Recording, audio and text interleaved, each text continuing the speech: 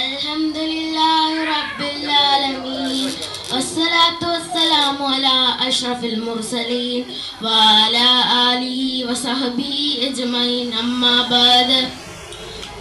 ആരംഭപ്പൂവായ മുത്ത് നബിയുടെ ഹളറത്തിൽ ചെന്നെത്താൻ ഞങ്ങൾക്ക് തൗഫീഖ് ഏകല്ലാഹ്. മുത്ത് നബിയുടെ മീലാദ് വന്നല്ലോ, ഞങ്ങൾ മക്കൾക്കെല്ലാവർക്കും സന്തോഷരാവല്ലോ. ബഹുമാനപ്പെട്ട അധ്യക്ഷൻ, മറ്റു ഉസ്താദ്മാരെ, രക്ഷിതാക്കളെ, സഹപാഠികളെ, സുഹൃത്തുക്കളെ, എല്ലാവർക്കും എൻ്റെ പ്രിയ സലാം. അസ്സലാമു അലൈക്കും. ആലംഫപ്പൂവായ മുത്ത് മുഹമ്മദ് മുസ്തഫ സല്ലല്ലാഹു അലൈഹി വസല്ലമയുടെ 1500-ാം ജന്മദിനം കൊണ്ടാടുന്ന ഈ വേളയിൽ മുത്തുനബിയെ കുറിച്ച് ബർക്കത്തിന് വേണ്ടി ചില കാര്യങ്ങൾ പറഞ്ഞുകൊണ്ട് ഞാൻ വിരമിച്ചുകൊള്ളാം ഇൻഷാ അല്ലാഹ്.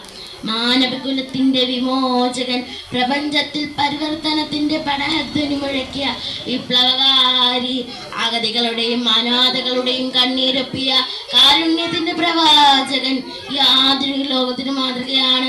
പല വേളകളും തിരുനബി കാലിൽ നീര് കെട്ടി വീർക്കുവോളം രാത്രി നിസ്കാരം നിർവഹിക്കുന്ന കണ്ട് ഒരിക്കൽ ആയിഷ ബീവി ചോദിച്ചു, അങ്ങയ്ക്ക് മുൻ കഴിഞ്ഞതും വരാനിരിക്കുന്നതുമായുള്ള മുഴുവൻ പാവങ്ങളും അല്ലാഹു പുറത്തു തന്നിട്ടും പിന്നെ എന്തിനാണ് അങ്ങനെ പ്രയാസപ്പെടുന്നത്? അപ്പോൾ മുത്തുനബി പറഞ്ഞത് എന്താണെന്ന് നിങ്ങൾക്കറിയാമോ?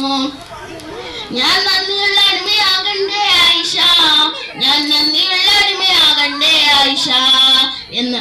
നോക്കൂ സഹോദരങ്ങളെ, ഇതാണ് നമ്മുടെ മുത്തുനബി. അതുപോലെ തന്നെ വഴിവെക്കുകളിലെ വൃക്ഷങ്ങൾ വെട്ടി നശിപ്പിക്കാതെ തണൽ വൃക്ഷങ്ങൾ വെച്ച് പിടിപ്പിക്കാൻ നബി ആഹ്വാനം ചെയ്തു. മാൻപേടയ്ക്ക് മുലയൂട്ടുവാൻ അവസരം നിഷേധിച്ച കാട്ടറബിയുടെ കിരാത നടപടിയുമായി തിരുസന്നിധിയിലെത്തിയ മാൻപേടയ്ക്ക് മനം നിറയെ ആഹ്ലാദിക്കാൻ അവസരം നൽകി പ്രവാചകൻ. ജീവികളോട് കരുണ കാണിക്കാതെ അവർക്ക് ശക്തമായ താക്കീത് നൽകുകയുണ്ടായി. അതല്ലേ ഖുർആൻ നബിയെ പുകഴ്ത്തി പറഞ്ഞത്,